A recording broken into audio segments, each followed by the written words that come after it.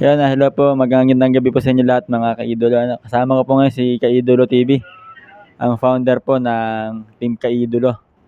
Ako po talaga ang kaidol. Siya po ang original na kaidolo natin. Team Kaidolo. Ah. Supportahan po natin ang Team Kaidolo. Supportahan po natin ang Team Kaidolo. Siyempre po, supportahan din po natin ang mga aspiring vloggers ng Bulacan.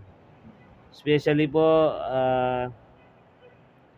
ang mga Team Kaidolo. Siyempre, Yaya TV. Siyempre po, yung aking page na Kaidolo TV. At saka yung mga aspiring vlogger natin na si Coach Moto, San Miguel. Ayan po, paki-supportahan po. Supportahan mo natin mga kaidolo. At mamaya po, ipipin ko po sa comment section po ang link po ng page po ni Kaidolo TV at pakisuportahan po natin. And syempre ngayon po, i-interviewin po natin si Kaidolo TV. Interview ba yan? Ano na naman po ito, kuya? Siguro mga 2 tanong lang. On the spot interview to eh. Ang 2 taon. 2 tanong, hindi 2 tanong. Mga 2 ano to, kuya. On the spot interview, kuya. On the spot interview. Ready ka po ba, kuya? Ready ka ba? Ready naman ako sa mga interview na yan. At game ako dyan. Pero alamin ko muna natin. Ano po ba ang buhay ng isang Kaidolo TV? Ang buhay ng isang Kaidolo TV is trabaho, bahay. Hindi pala, ang una pala. Siyempre, kapilya, trabaho, bahay lang ang iikot ang mundo ko. Araw-araw halos ganun ang daily routine ko. Kapilya, trabaho, bahay. Ganun lang ang takbo ng buhay ko. Grabe no, napakasipag ni Kaidolo TV no. Si Kaidolo TV po pala ay walang bisyo, syempre. Siya po ay napakatino.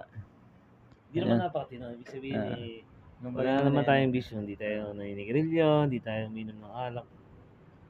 So, daanan din natin na uminom tayo nung tayo ay mga teenager pa. So, habang nag-mature na ang isip ng isang tao, siyempre, mawawala lahat ng mga bisyo na yan. Ito po na, unang tanong po, sigurado makaka-relate po rito ang mga panganay po. Yayaman kami po ay panganay po ni Kaidolo TV. Ano po? So, Kaidolo TV, ikaw po, bilang panganay, ano po yung pinaka maipapayo mo sa ating pong mga nakababatang kapatid? Or else, sa mga nakababata po nating kaibigan? Ano po yung maipapayo mo sa kanila, mga Kaidolo?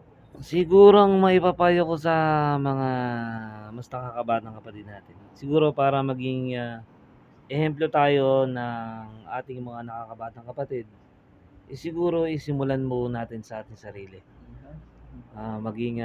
Magbago tayo, makitaan tayo ng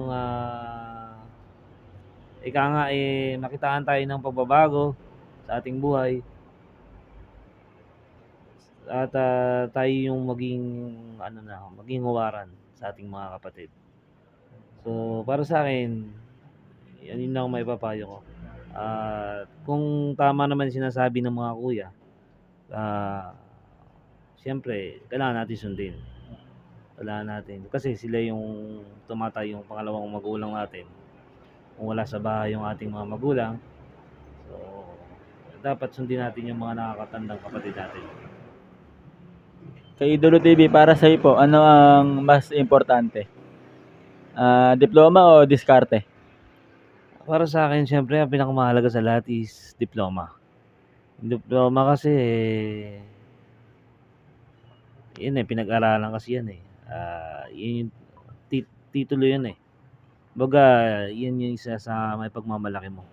Yung diskarte siguro, siguro pag wala kang pinag-aralan, hindi mo kayang dumiskarte.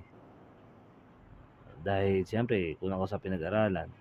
Kailangan yung dalawa na yan laging magkasama. Diploma at saka diskarte. Tama po. Sabi nga po nila kung kaya mo pagsabayin yung diploma at diskarte, bakit hindi? 'Di ba ba? Oo. Tama po 'yun. Pero para sa'yo po, what is the hardest part of being adulting kay Idol TV? Siyempre habang tumatanda yung tao 'no, siyempre nagma-mature na isip niyan. Parang pinakamahirap siguro sa lahat, yung, ah, tumatanda ka parang walang nangyayari sa buhay mo, eh. Siguro hanggang bata ka, siguro ang maipapayo ko, enjoyin mo yung sarili mo, enjoyin mo yung buhay hanggang bata ka. Tapos kung kumikita ka, siguro mag-ipon ka. Yun ang hindi ko natutunan sa buhay, yung mag-ipon, yung, ah, gawin yung mga bagay na dapat nung una pa lang ginawa ko para naging successful. Kasi ngayon hindi tayo successful sa ngayon. Sana pagdating ng panahon, palarin din tayo.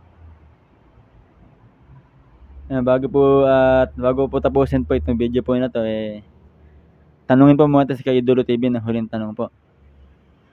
Ano po yung maaasahan pa po ng ating mga kaidolo? Ano pa po yung mga content na sa tingin niyo po, dapat pong abangan ng ating mga kaidolo?